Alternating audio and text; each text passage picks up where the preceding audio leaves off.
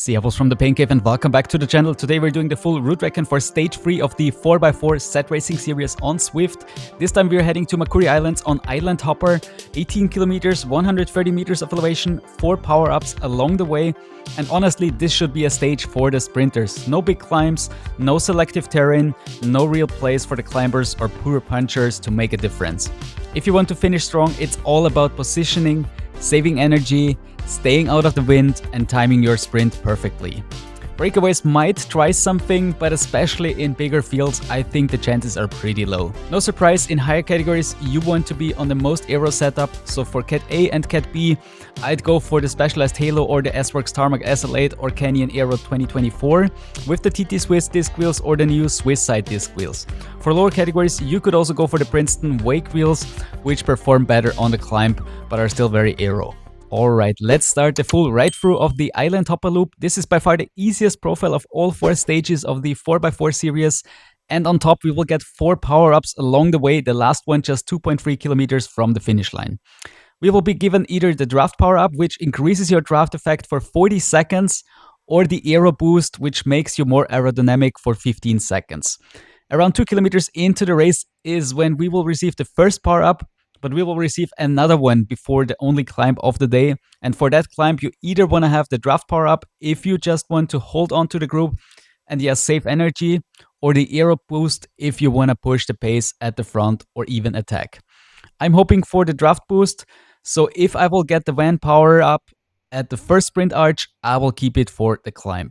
Around 3.5 kilometers into the race, we face the first gradients, and it already shows how easy the profile is.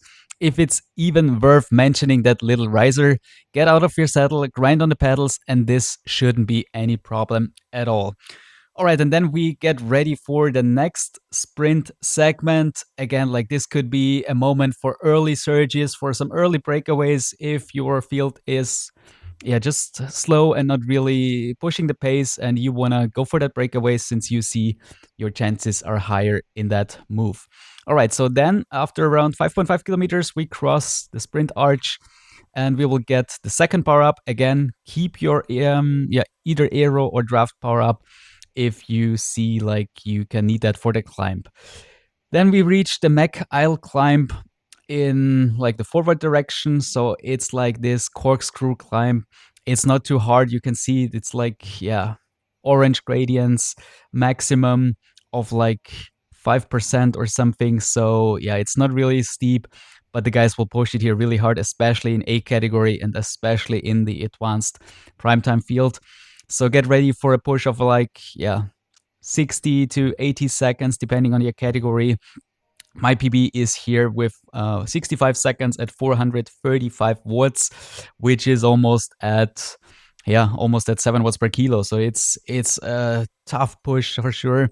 And you also have to remember that there's not a lot of time until we start the real climb. And if you kind of drift behind in a group, you might find yourself like in a bad position entering the festival harbor climb. So this is important to enter this one in a good position here. It's 2 kilometers at an average of 2.6%.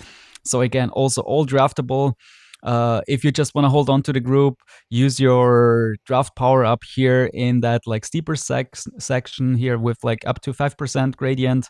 And if you want to attack off the front, if you want to try to build a breakaway group, then you want to have the aero boost and push it at the front.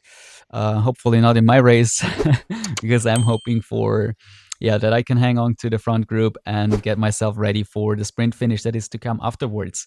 So we reach the top here. There's a short riser just to the top with also up to 5%. It should be around 3 minutes here in advanced category. We just did that. I think it was the Tour de Zwift stage 1, I believe, in early January.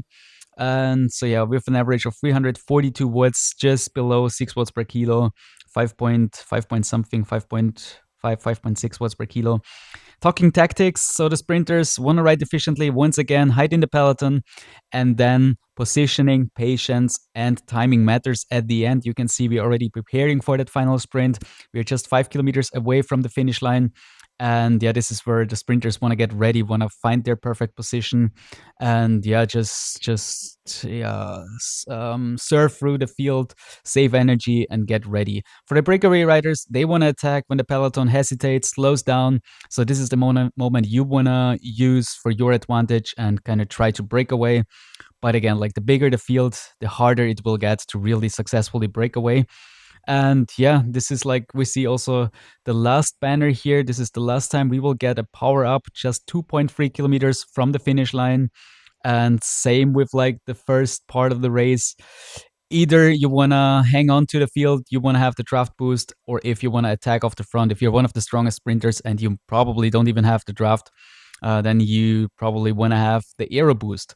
So with 1 kilometer to go, we have that twisty section here with lots of palm trees and bridges. So this is like a one short final riser here with 700 meters to go with up to 4%.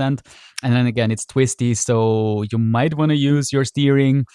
If you're off the front, like you want to get the guys out of your draft behind, and yeah, cut the corners. Else, if you're following, make sure to be in the draft because that's more important.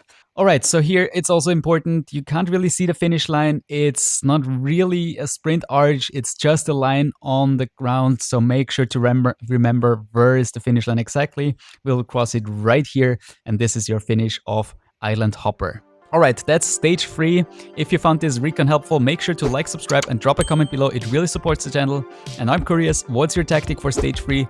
Full sprinter mode, or do you believe in the breakaway? Good luck out there, and I'll see you on the start line.